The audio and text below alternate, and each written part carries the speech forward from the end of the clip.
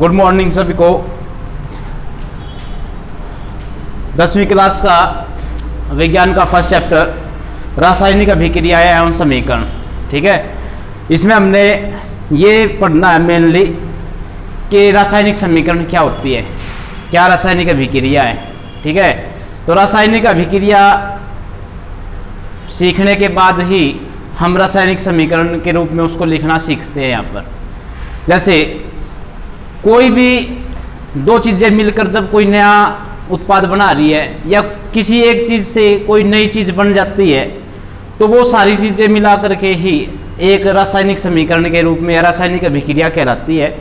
और उस रासायनिक अभिक्रिया को जब हम छोटे रूप में लिख लेते हैं तो वो टोटल जो रासायनिक समीकरण के रूप में हम उसको मान के चलते हैं। तो कहता है आपने अपने जीवन की निम्नलिखित परिस्थितियों पर ध्यान दिया होगा। कौन कौन सी? भाई गर्मियों में कमरे के ताप पर दूध को खुला छोड़ दिया जाता है। लोहे का तवा, तसला या कील को अगर हम नमी वाले स्थान पर वायुमंडल में खुला छोड़ देते तो उस पर क्या हो जाता है? उस पर जंग लग जाता है, अंगूर का किण्वन हो जाता है। भोजन को अगर हम हल्दी नमक वगैरह डाल करके उसमें छोंक डाल करके गैस पर रख देते हैं बनने के लिए तो क्या पक जाता है वो, ठीक है। तो भोजन का पकना भी क्या एक रासायनिक अभिक्रिया है। चाय जो आप लोग बनाते हो, चाय बनाने में एक प्रोसेस होता है, पानी डालते हैं और फिर उसमें चीनी चाय पत्ती डाल करके उसको उबालते हैं, उसके बाद दूध डाला जाता है। तो ये भी एक रासायनिक अभिक्रिया है, ठीक है। अब रासायनिक अभिक्रियाओं को ये नहीं है कि रासायनिक अभिक्रिया जो भी रासायनिक अभिक्रिया हो रही है उस रासायनिक अभिक्रिया को हम बार बार यूँ पूरे बड़े रूप में लिखेंगे। बड़े रूप में ना लिख करके उस रासायनिक अभिक्रिया को जब हम छोटे रूप में लिख देते हैं और छोटे रूप में भी उसके जो संकेत है सांकेतिक भाषा में उसको जब हम लिख देते हैं तो सांकेतिक भाषा में लिखने का जो प्रोसेस है उसको बोलते हैं रासायनिक समीकरण। जैसे लोहे को का जो संकेत है वो क्या है? Fe, आयरन, ठीक है। कार्बन का C है, आप लोगों ने 9वीं क्लास में पढ़ा ना 9वीं क्लास में। तो इस तरीके से ये कहता है इन सभी परिस्थितियों में प्रारंभिक वस्तु की प्रकृति तथा पहचान कुछ न कुछ से बदल जाती है, यानी जो वस्तु स्टार्टिंग में थी वो बदल गई। कहता है पदार्थ में के भौतिक तथा रासायनिक परिवर्तनों के बारे में हम पिछली कक्षाओं में पढ़ चुके हैं। जब कोई रासायनिक परिवर्तन होता है तो हम कह सकते हैं कि रासायनिक अभिक्रिया हुई है। अब रासायनिक परिवर्तन कैसे? जैसे आप लोगों ने चाय बनाई, चाय बनाते टाइम आपने पानी लिया, पानी का गुण अलग है, दूध का गुण अलग है, लेकिन जब उन सब को मिक्स करके चाय पत्ती के साथ मिक्स करके जब उबाल दिया गया है तो अब वो जो पदार्थ बन करके आपके सामने आया है वो पदार्थ अपने आप में उन दोनों चीज़ों से अलग है, उसकी रासायनिक प्रकृति अलग हो चुकी है। वो रासायनिक रूप से दूध से भी अलग है, वो रासायनिक रूप से पानी से भी अलग है, ठीक है। तो जब इस तरीके का कोई नया पदार्थ बन करके आता है जिसके जब दो या दो से ज़्यादा चीज़ें मिल करके कोई ऐसा पदार्थ बनाए जिसकी रासायनिक प्रकृति उन दोनों पदार्थों से या उन सभी पदार्थों से जिनसे मिल करके वो बना है उनसे अलग हो जाए तो उसको कहते हैं हम कि ये एक नया पदार्थ बन करके आया है, ठीक है। जब तक उसके रासायनिक गुण अलग ना हो जाए, समझ में आई बात? भौतिक गुण, भौतिक अवस्था बदल सकती है। जैसे पानी है, पानी बर्फ के रूप में भी है, पानी भाप के रूप में भी है और पानी द्रव रूप में भी है। आप लोग जो पानी पीते हो वो द्रव रूप में, तो उस कंडीशन में पानी का गुण वही है, ठीक है। भौतिक अवस्था जैसे उसकी जब वो गैस अवस्था में था भाप के रूप में जब भी उसका गुण वही है, जब वो ठोस रूप में था यानी बर्फ में था जब भी उसका गुण वही है, जब वो द्रव अवस्था में है जब भी वो वही है, उसका गुण बदला नहीं है, उसका रासायनिक गुण सेम है, ठीक है। तो रासायनिक गुण सेम होने के कारण हम उसको नया उत्पादन नहीं कह सकते कि वो नया कुछ नहीं बना उसके अंदर, केवल उसकी अवस्था में परिवर्तन हुआ है, नया उसमें कुछ नहीं बना है, ठीक है। नया जब भी मानेंगे हम जब उसके रासायनिक गुण में परिवर्तन हो जाएगा। अब देखें यहाँ पर कहते हैं ये रासायनिक समीकरण है क्या।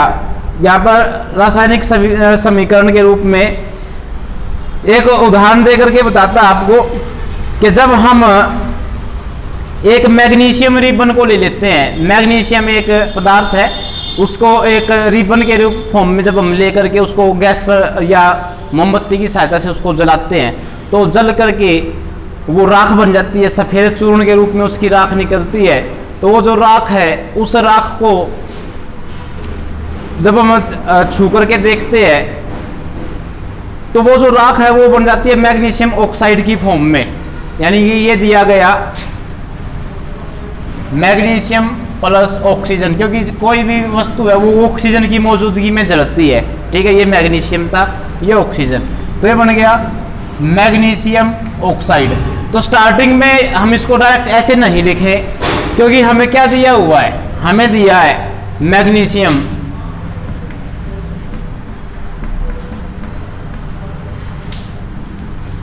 जमा ऑक्सीजन, फिर बन गया मैग्नीशियम ऑक्साइड।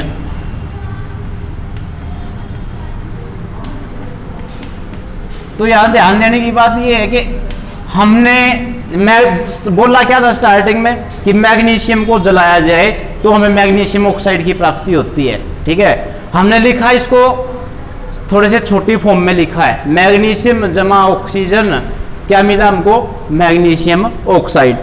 अब ये हमने हिंदी में लिख दिया, सांकेतिक भाषा में इस तरीके से लिखेंगे हम, मैग्नीशियम का ऑक्सीजन को हम इस तरीके से लिखें मैग्नीशियम ऑक्साइड। ठीक है, तो ये सांकेतिक भाषा में हमने लिख दिया, तो ये हम कहेंगे इसको, ये हमने रासायनिक समीकरण लिखी है, जो हमने बात बोल ली थी उसकी रासायनिक समीकरण क्या है, ये है। अभी ये रासायनिक समीकरण संतुलित नहीं है।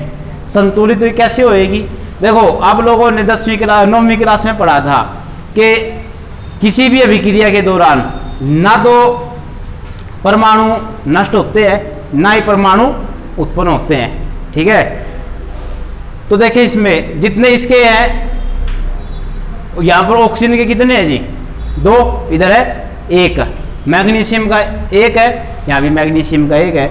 यहाँ से क्या पता चल रहा है कि हम ऑक्सीजन का एक गायब हो गया, एक गायब हो गया, तो इसका मतलब ये रासायनिक समीकरण अभी संतुलित नहीं है।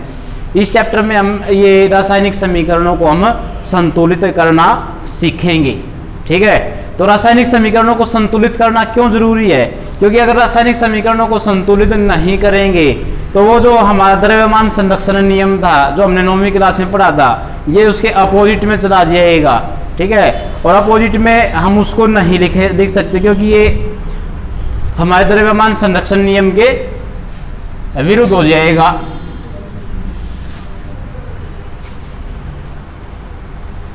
तो जब हम इसको संतुलित करना किस तरीके से करेंगे, संतुलित करने का सबसे पहला स्टेप ये है कि जितने भी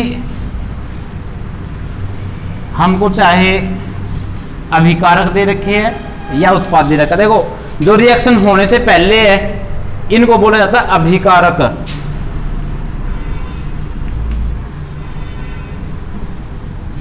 और ये है,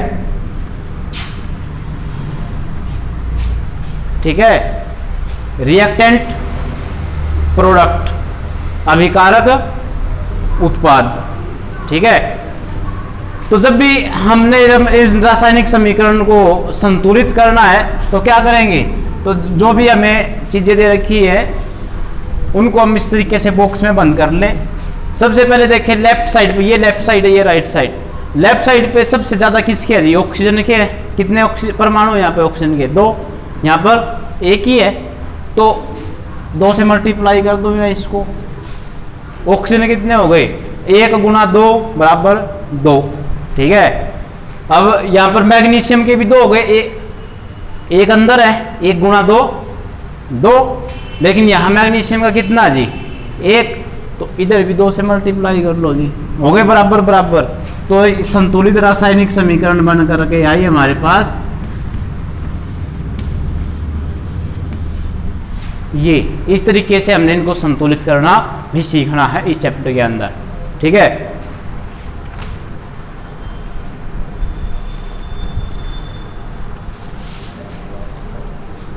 ये पेज नंबर 2-3 तक यही बातें बताई गई है जो मैंने तुमको बताई है अभी। आगे एक और उसने रिएक्शन लेकर के बता रखी है, जिंक को सल्फ्यूरिक एसिड यानी सल्फ्यूरिक अम्ल के साथ रिएक्शन करवाए जब जिंक की, तो क्या अभिक्रिया होएगी। तो देखें जिंक है, जिंक धातु है,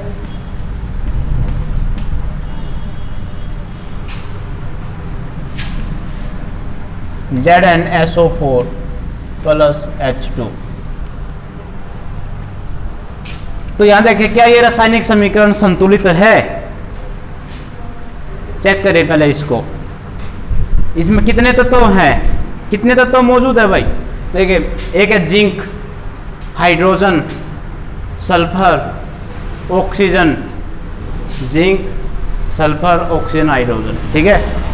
तो देखिए लेफ्ट साइड पर जिंक के कितने हैं, जिंक का 1 है, राइट साइड पे भी हाइड्रोजन के कितने हैं, उधर सल्फर का, ऑक्सीजन के 4, ऑक्सीजन के उधर भी 4, बराबर बराबर है दोनों साइड पर, लेफ्ट साइड पर भी राइट साइड पर भी सेम टू सेम है। इसका मतलब ये समीकरण आपकी पहले से ही संतुलित रासायनिक समीकरण है, ठीक है। ये समीकरण कैसी है, संतुलित रासायनिक समीकरण है। और उदाहरण लेते हैं हम।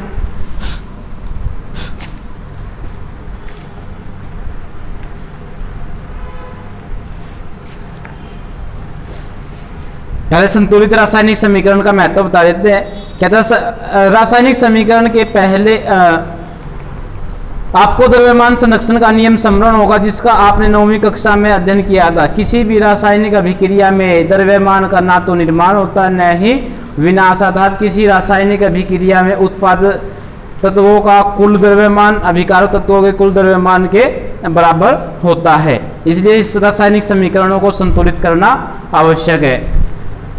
पेज नंबर 4 पर एक और रिएक्शन दे रखी है, उसको संतुलित करना सीखेंगे।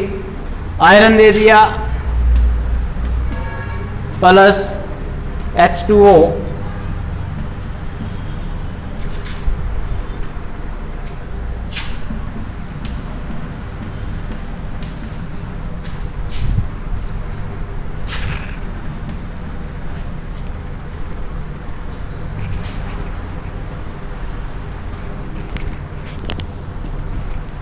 तो देखिए इसमें क्या ये संतुलित है, चेक करें पहले। आयरन का 1 है जी, उधर भी, उधर कितने आयरन के, हाइड्रोजन के, वहां पर ऑक्सीजन का, उधर संतुलित नहीं है इसका मतलब, ठीक है, बैलेंस्ड नहीं है। बैलेंस करने के लिए क्या करेंगे, बॉक्स बनाने का मकसद क्या है, बॉक्स बनाने का मकसद ये है कि आपको इस बॉक्स के अंदर कुछ नहीं लिखना, ठीक है। आपको जो भी मल्टीप्लाई करवानी है ना, वो बॉक्स के बाहर करवानी है, समझ में आई बात।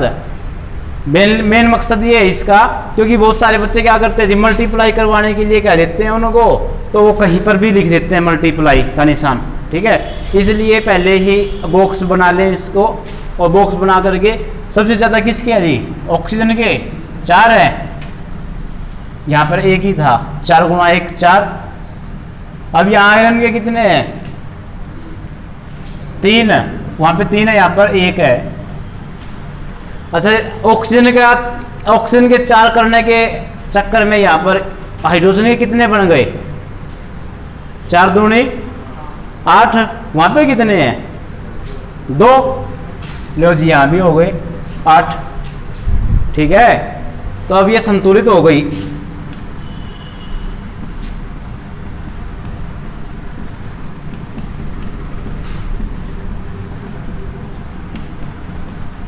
तो ये है संतुलित रासायनिक अभिक्रिया इसके लिए।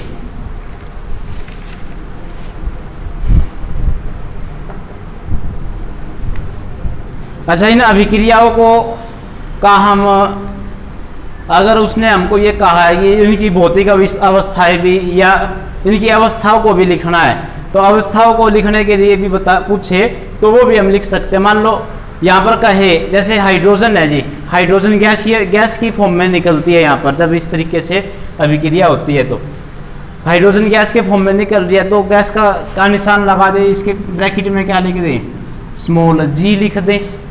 ठीक है, अगर लिक्विड के फॉर्म में होता तो हम क्या लिख देते, स्मॉल l लिख देते, और अगर वो सॉलिड फॉर्म में होता, ठोस अवस्था में होता तो क्या लिख दें, स्मॉल s लिख दें। ठीक है, सॉलिड, लिक्विड, गैस, समझ में आई बात। तो जिस अवस्था में होगा वो भी हम इसके पीछे लिख सकते हैं, लेकिन वो लिखना जो है वो बाद में लिखना है, पहले संतुलित इसको करना है। तो इस तरीके से ये संतुलित करनी है हमने।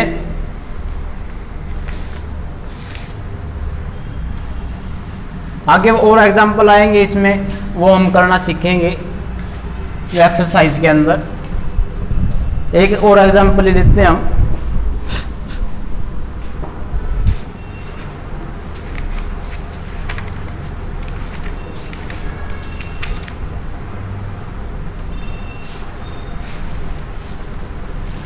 एक्सरसाइज का एक क्वेश्चन लिख लेता हूं।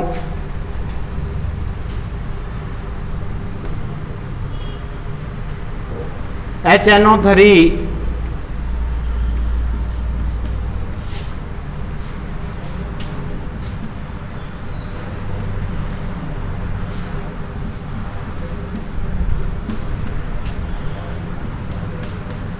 ये एक समीकरण दी, कहता है इसको संतुलित करके लिखें।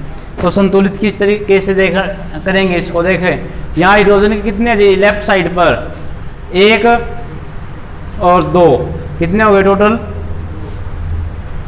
1 और 2 3 हो गए ना। इधर हाइड्रोजन के कितने हैं, 2। यहाँ नाइट्रोजन के कितने हैं, 1। यहाँ पे नाइट्रोजन के कितने हैं, 1 गुणा 2 2। ठीक है, ऑक्सीजन के 3, ऑक्सीजन के 2 और 3 दूनी 6 और 2 8 हो गए टोटल ऑक्सीजन के, सॉरी ऑक्सीजन के यहाँ पर 3 और 2 5। ठीक है, 3 2 5, और इधर है 3 दूनी 6 और 1 7, यहाँ पर 7 है। कैल्शियम का कितना है, 1 ही है कैल्शियम का, इधर भी 1 ही है। तो ये रासायनिक समीकरण संतुलित नहीं है। संतुलित नहीं है तो हम इसको संतुलित करेंगे। किस तरीके से करें, बॉक्स में इसको बंद कर लें।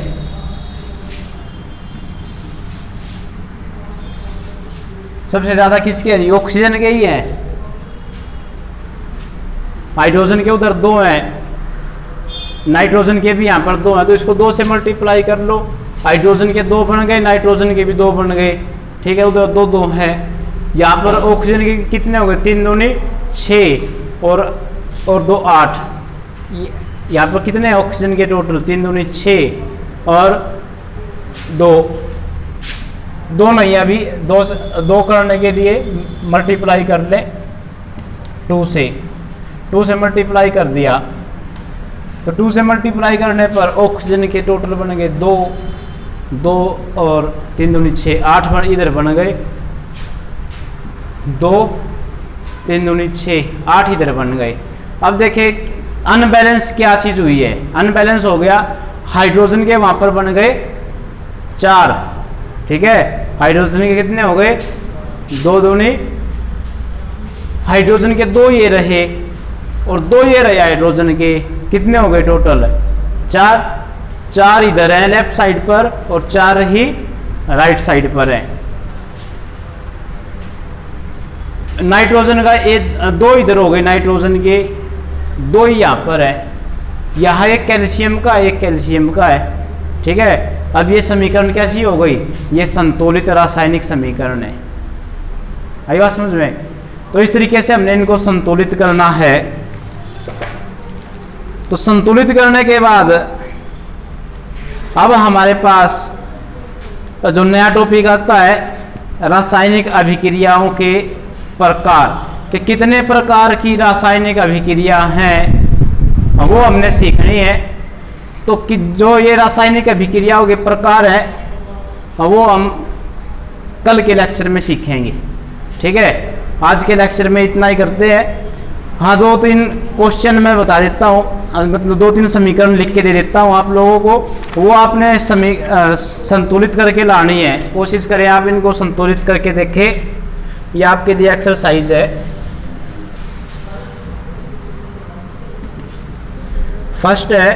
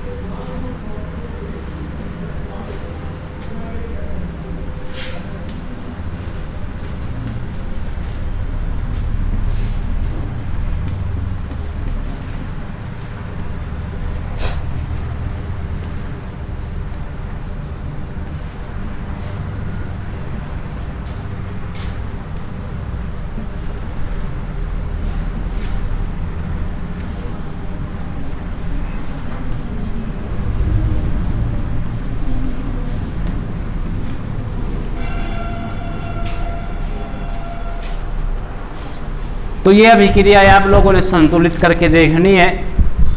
तो ये आपके लिए एक्सरसाइज आज।